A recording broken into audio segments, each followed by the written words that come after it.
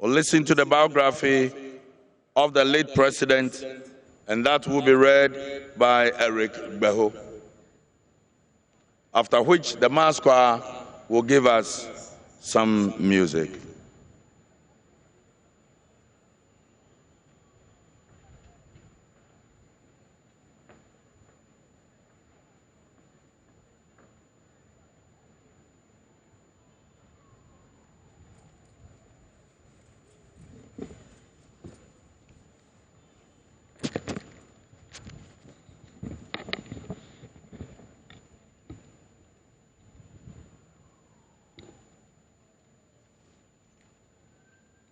The biography of J.J. Rawlings, abridged version.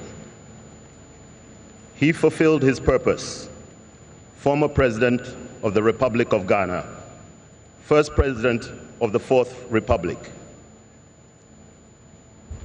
He who lives only unto himself withers and dies, while he who forgets himself in the service of others grows and blossoms in life and in eternity. G. Hinckley. Duty, decency, accountability, social justice, human rights, dignity. These are all values that former President Jerry John Rawlings not only held in high esteem, but practiced every day during his time on earth.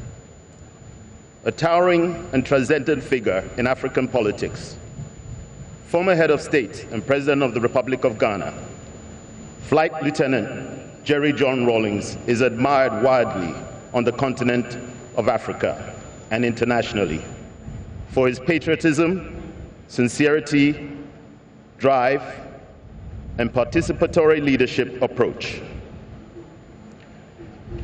Jerry John Rawlings was many things. He was an officer, a pilot, a husband, and a father. He was a revolutionary, a hero, and a philanthropist. He was a celebrated statesman, and he was a former president of the Republic of Ghana. Collectively, these are all the titles and duties of a life that has been well lived. But no single title captures his most important contribution as a public servant. Above all, Jerry Rawlings was a man of the people, a selfless man who gave his life willingly in service to the ordinary Ghanaian.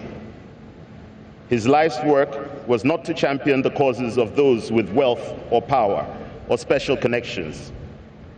It was to give a voice to those who were not heard. The strength of Jerry Rawlings was his sincere dedication to the cause of the working poor and oppressed masses. Quote, "For myself, I am ready for whatever sacrifices are required in such a struggle for a better life for our people, and I will forever work with and be at the service of the people who share that common cause," unquote. He was given the gift of empathy and was able to humbly feel for and show compassion for the pain and suffering of others. The sick child who could not see a doctor, or the young soldier denied his basic human rights. He understood the language of the people, and he articulated it with all conviction and empathy. By calling on workers, soldiers, farmers, policemen, teachers, and students to raise their consciousness. Known for his anti-corruption credentials, Jerry Rawlings was a profound and fearless advocate for social justice, accountability, and the political and socio-economic empowerment of Ghana's people. He eventually made his mark on the world by committing to a purpose much bigger than himself. For Jerry Rawlings, that meant answering the highest of callings, which was serving his country in a time of extreme deprivation. Throughout his life, President Jerry John Rawlings used his gift to touch as many lives and right as many wrongs as the years would allow. Early life and education. Jerry John Rawlings was born on June 22, 1947, in Accra, Ghana. He was first named Jeremiah Rawlings John and was baptized Roman Catholic. His father, James Ramsey John, a pharmacist from Scotland, migrated to the Gold Coast, Ghana in 1935 to work and become head of the Kingsway Chemists. His mother, Madame Victoria Abutri, from Jelokupe in the Volta region, was the head of the catering department at the State House. Raised by his mother, she wanted her son to be a doctor, but at the young age of 6, Rawlings recalled telling his mother that he wanted to be a pilot. He enrolled in the prestigious Achimota School in 1961, where he was very active in the school choir and Red Cross. He also excelled at the Cadet Corps, which suited his no-nonsense and disciplined personality. It was therefore not a surprise to his classmates when he joined the Ghana Air Force. Jerry Rawlings was also one student who stood up to bullies and described by his year group as someone who always looked out for the weak and vulnerable and defended them. With his sole passion for flying, Jerry Rawlings enlisted as a flight cadet of the Ghana Air Force after Achimota in August 1967, and was subsequently selected for officer cadet training at the Ghana Military Academy and Training School in Teshi, Accra, when he enlisted as a flight cadet at the age of 20. Jerry's surname was changed from John to Rawlings. Assuming John to be a second Christian name, the Air Force administration made a clerical error and recorded Rawlings as his surname. He has been known ever since as Jerry John Rawlings. As part of his ongoing training, he was posted to the Takoradi Air Force Base in the Western region in 1968, where he subsequently advanced and became a commissioned pilot officer of the Ghana Air Force in January 1969, and was awarded the Distinguished Speedbird Trophy for his outstanding airmanship. He got posted to No. 1 Transport Squadron for his operational conversion and training on the DHC Otter aircraft. In June 1970, Jerry Rawlings was posted to the Communications Squadron, Air Force Station Accra, as a squadron pilot flying the Beaver aircraft. And shortly after, in December 1970, he was then reposted to No. 1 Squadron, Air Force Station, Takoradi, to continue with his operational duties as a squadron pilot on the Beaver and Otter aircraft. Just a month after January 1971, Jerry John Rawlings was interviewed and selected to join the prestigious No. 4 Fighter Squadron at the Air Force Station in Accra. He began his conversion and operational training on the MB-326F aircraft, and in April 1972, he was appointed Station Adjutant to the commanding officer of the Air Force Station Accra, and appointed officer in charge of the station's Operation Feed Yourself project, the flagship project of General Achampong's National Redemption Council. A natural workaholic and one who enjoyed working in the outdoors, Jerry John Rawlings took this responsibility very seriously and dedicated all of his off-duty hours to this task. He was a natural leader, so it came second nature to him to motivate the officers and men under his command to participate actively in the project. He single-handedly operated the station's tractor to plow all arable lands on the Air Force Station, which earned him the admiration of the officers and especially the airmen. His dedication to the project yielded a bumper harvest, which was short-lived when the mode of distribution was deemed most inequitable, much to the utmost dissatisfaction of the young officer. The majority of the harvest went to the commanding officer, which was a common practice in the Ghana Army at the time. He openly expressed his dissatisfaction when approached by the commanding officer with the order, "My boot is open, fill it."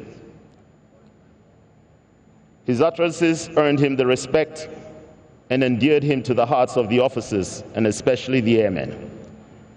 This singular event in his career propelled him as a unique and empathetic leader who cared for the welfare of his men and the downtrodden. In June 1973, Jerry Rawlings was reposted to the No. 4 Fighter Squadron to continue and complete his operational training on the Air Macquis aircraft. The training was made up of general formation flying and combat, as well as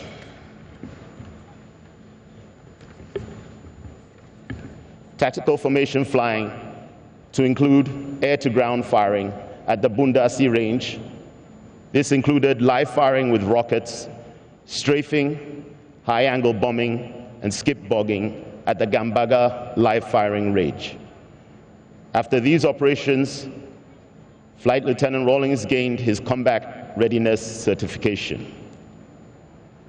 Jerry Rawlings was a highly skilled and efficient officer with a close rapport with his men, which earned him the rank of Flight Lieutenant in April 1978. By then, he had married his childhood sweetheart and longtime girlfriend, Nana Ajiman, in 1977, at a wedding held at Red Church. The young couple will soon welcome their first child, whom he named Zanetta, meaning, "Let the darkness end," in his mother tongue, Ewe. The name symbolized a call to the end, to end the economic and social misery that Ghana was undergoing. This signified his personal hope that the state of decay would stop. In spite of economic hardships and a new family to provide for, Jerry Rawlings maintained his gift of giving. After June 4th, 1979, the couple's home went from their little oasis to an unofficial refuge for people that believed in Jerry John Rawlings' ideals.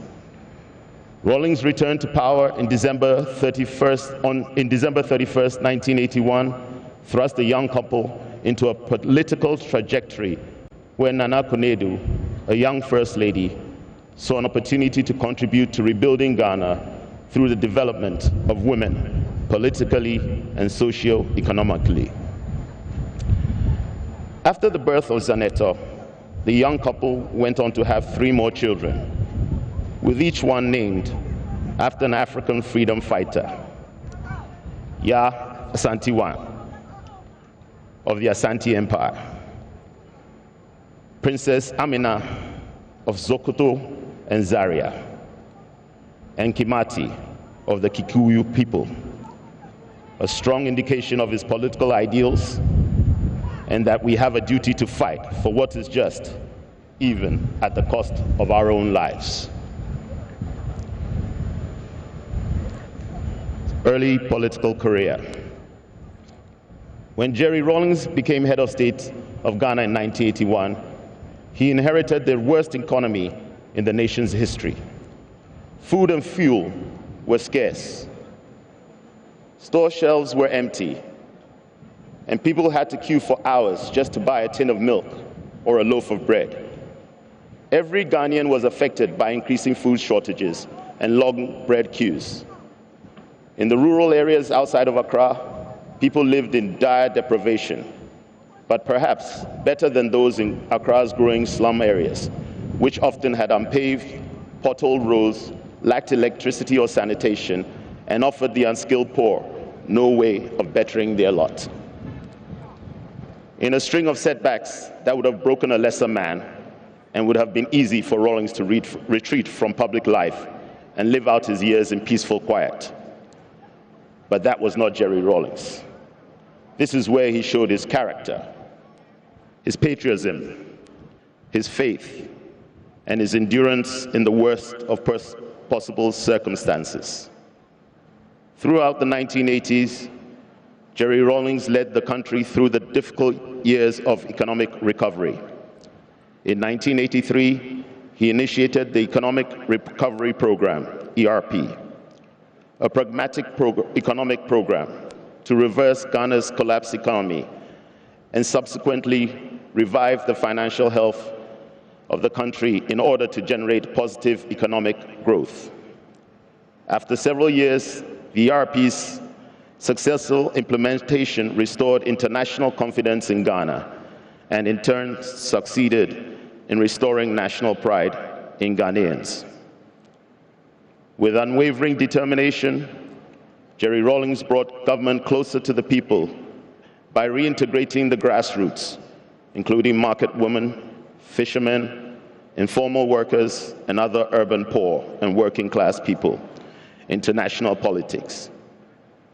He encouraged citizens to participate in local governance through the People Defense Committees, PDCs, established by the PNDC to mobilize the masses and hold politicians accountable for their actions. Rawlings' primary objective was the institutionalization of the system of participatory governance that allows, in his words, people at the local level to determine their own development priorities, generate financial resources locally, and control the use to which those resources are put. Our objective is to end, once and for all, the parasitic relationship that enables the urban elite not only to live off the sweat of the rural dweller, but to dictate to him the conditions of his existence. Today, this works through district assemblies with decision-making powers, ensuring that Ghanaians at the grassroots level take part in decisions, making a national development. He oversaw the rebuilding of the nation's infrastructure and writing of a new constitution. After the re-establishment of multi-party democracy, he founded the National Democratic Congress and was democratically elected the first president of Ghana's Fourth Republic in 1992. His term witnessed massive decentralization reforms, a growing middle class, privatization schemes, and a proliferating private media. Development policies under Rawlings.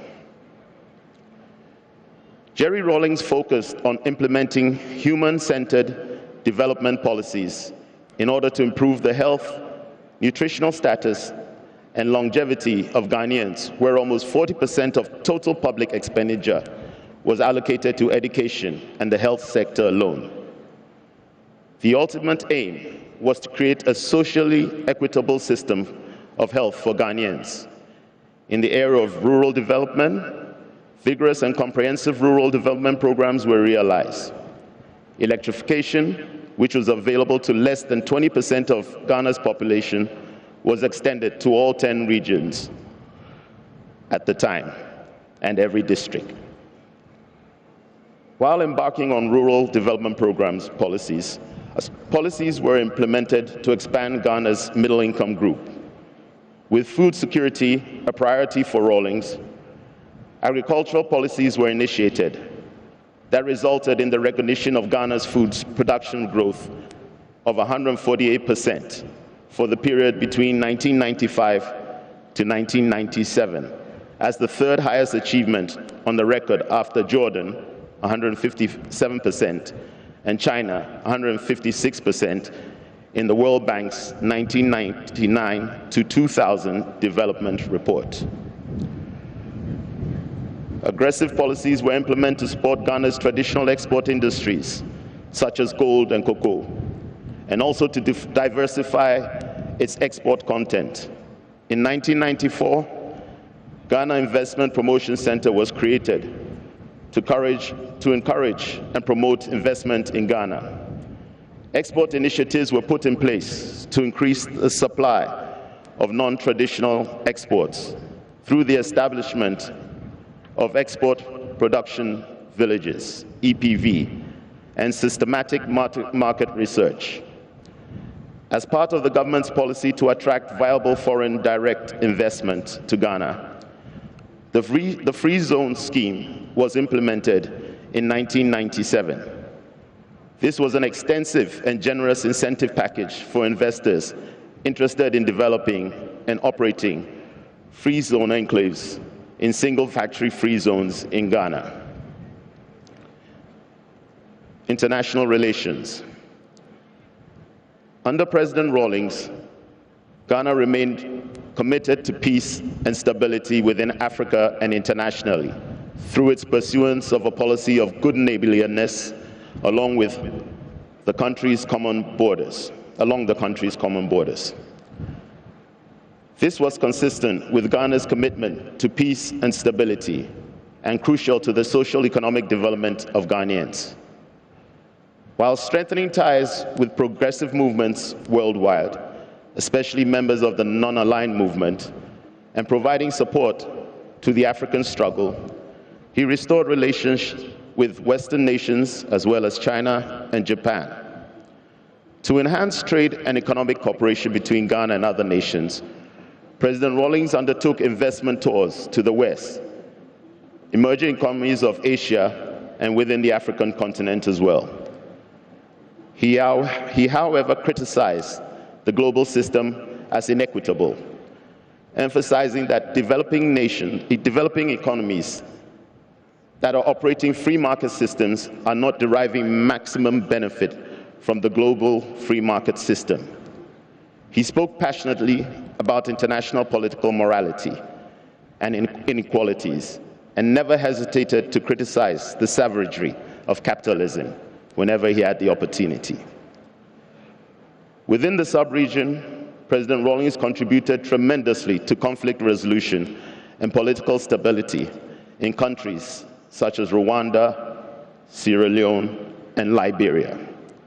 Under his leadership, the Ghana Armed Forces regained its reputation as one of the finest and most disciplined forces in military operations around the world. His special interest in the armed forces can be credited to his early career in the Ghana Armed Forces, where he showed exceptional skill and acumen while proving himself as a distinguished fighter pilot. His experience as a military strategist was a major contributory factor to Ghana's record in conflict resolution in the sub-region. This was observed in 1994 when he became the ECOWAS chairman during the Liberian Civil War. Under his chairmanship, the Akosombo Accord and Accra Peace Agreements were signed. Post-presidency, elder statesman. After 2 terms in office, President Rawlings stepped down and handed over to his elected successor on January 7, 2001, reinforcing Ghana's transition to a stable, multi-party democracy. Later that year, he was appointed as the first United Nations eminent person for international volunteerism, helping to raise the profile of millions of volunteers working for peace and development around the world. As a former head of state, Jerry Rawlings refused to embrace traditional retirement. After leaving office, he maintained a strong international presence as an advocate of peace, security, and social injustice. In October 2020, the African Union appointed him as the AU High Representative for Somalia to mobilize the continent and the rest of the international community to fully assume its responsibilities and contribute more actively to the quest for peace, security, and reconciliation in Somalia. Through negotiations with the Somali leadership, politicians, and neighboring countries, Jerry Rawlings managed to get the parties to embrace the transitional roadmap. By October 2011, President Rawlings was also appointed Ambassador of the Pan-African Parliament. Through active engagement at various forums from Addis Ababa to Djibouti, through Istanbul to London to Nairobi, President Rawlings worked to ensure that various interest groups in the Somali political climate reached consensus on bringing the traditional period to an end. To this end, President Rawlings is recognized for his statesmanship and dedicated service to restoring peace and security in Somalia. Later life, philanthropy. President Rawlings dedicated most of his retirement years to philanthropy. He focused on supporting the underprivileged by providing support towards medical care, the payment of school fees, and issues of accommodation and personal welfare. In March 2017, the former president funded the spinal correction surgery of Maxwell Agoso, a young boy who had a serious spinal abnormality that threatened to cut his life short because of the pressure brought to bear on his heart. Rawlings also solicited funding for young Naomi Gomeshi's life-saving heart surgery at the Kologu Teaching Hospital. The former president was also passionate about nature and deeply interested in matters of the environment when he was in office. He would personally join voluntary groups to desil drains and prevent diseases like Brody ulcer and guinea worm. The passion never waned, and on countless occasions, he expressed concern about the hacking down of trees to construct concrete buildings and the failure of Ghanaians to embrace tree planting as an environmentally progressive policy. In a note he penned on the environment for a magazine in 2013, President Rawlings wrote, "Nature is the only true friend I have. I have always derived so much comfort and serenity from her. The loyalty, trust, and integrity of Mother Nature has never been in doubt. If only our greed and lust for power had not demeaned us, the life of Mother Nature and the environment would be hanging perilously in the balance. If I could live my life again and again, I would still spend it trying to protect her. My profession as a pilot would have been empty without the beauty and wonder of the landscape. Mother Nature and the environment made me a more responsible person. My relationship with nature and the environment is too spiritual for a sentence piece." On his 70th birthday in 2017, a symposium on the environment was held in his honor under the theme, "Protecting and Safeguarding the National Environment for Generations." Conclusion. Jerry Rawlings has gone home now, leaving those of us who grieve his passing with the memories he left behind, the good that he did, the sacrifices he made, and the dreams he kept alive. We are forever grateful for his courage and conviction, his humanity, and his compassion for others. But above all, we love Jerry Rawlings for what he represented: a determination to succeed against the odds, humility, an innate sense of social justice, and a tremendous sense of service to country. He gave to himself with intelligence and energy and devotion to duty. In the words of William Shakespeare, "I have touched the highest point of all my greatness, And from that full meridian of my glory, I haste now to my setting. Jerry John Rawlings, your work on earth is done, and your life and legacy will be an enduring reminder that a life of service is a life well and greatly lived. May God bless Jerry Rawlings, and may he rest in eternal peace.